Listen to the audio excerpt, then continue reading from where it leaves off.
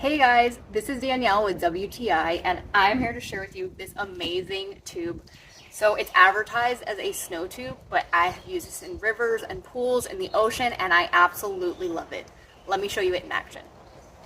The original plan for these was for snow tubing, but unfortunately, because of global warming, I could not use them for snow tubing, but that did not mean they were not amazing tubes for so many other purposes. I took it to the beach. In Florida here, we have springs, and you cannot have a flimsy tube or it will pop. This is a very sturdy, good tube.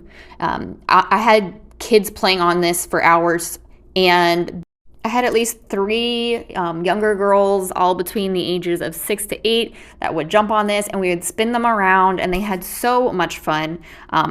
It also, like I said, is very, very sturdy. You can see even from here what good quality this is. This is not flimsy plastic at all. This plastic is hard, and if something bumped into it, it would not burst, it would not break. So branches for my use would be rivers. If a branch hit it or rock, you would be perfectly fine. So for snow tubing, this would be awesome too. And I really just think that this is a quality tube. So I highly recommend it, but that's just my point of view.